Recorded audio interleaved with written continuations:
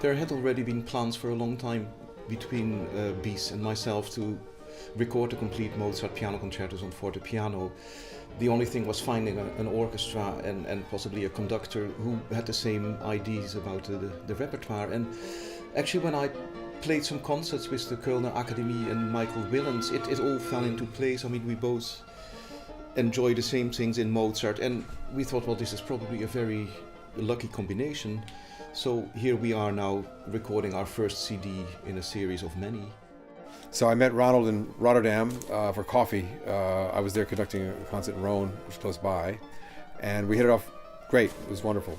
And then we managed to score a bunch of concerts in Sweden, in Belgium, and Holland before the recordings were actually going to be planned. And they went remarkably well. Actually, the first rehearsal, I have to admit, I was nervous before Ronald showed up, because I just thought maybe this guy's going to hate what I'm doing. He's not going to like it at all, and this thing will just go up in smoke. But we played through the first concerto and said almost nothing, and then played through the other one. And then we took a break, and he called BIS, and he called his manager and said, "This is great, let's do it." So I was very relieved, as you can imagine. And then we just actually talked for a little about things. It's just a very natural, kind of organic relationship. The music, we were on the same page about it. It's very, very easy with Ronald. It's actually almost too easy.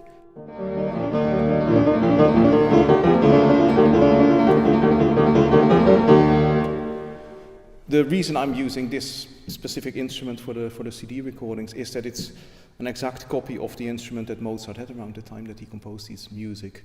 So it's the logical step. It makes sense to use it and not another piano.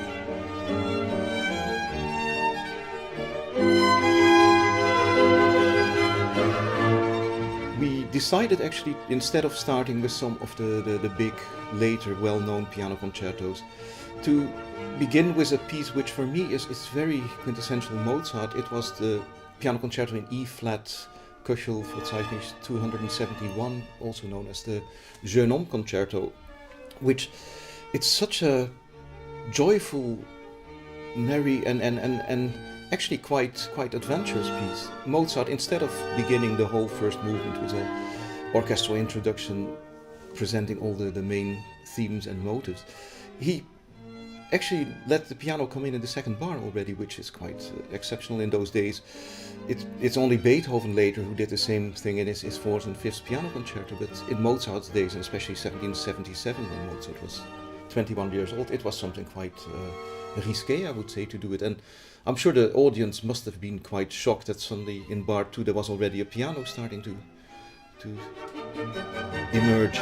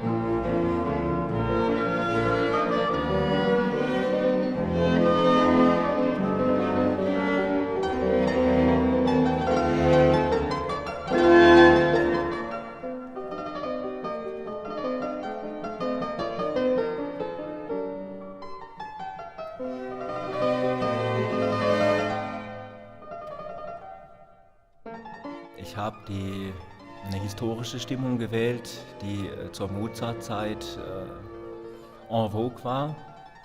Ich habe die Valotti-Stimmung mit der Betonung auf C-Dur transponiert auf S-Dur und auf A-Dur. Das können wir bei der Aufnahme machen, weil da kann man ja für jede Sequenz eigens stimmen. Im Konzert müsste man das ganz anders regeln. Actually, working with Ronald has been, I guess, sort of a dream come true, because the way he plays is exactly the way I would, if I could play the piano, I would like to have the music played. It's incredible flexibility, fluidity, and imagination, and this is what I always try to accompany a soloist, and he's so easy to accompany, but also he gives so much room for flexibility as the orchestra accompanies him. A lot of soloists are much more rigid, but Ronald is anything but rigid. He's very, very free, and I really appreciate that.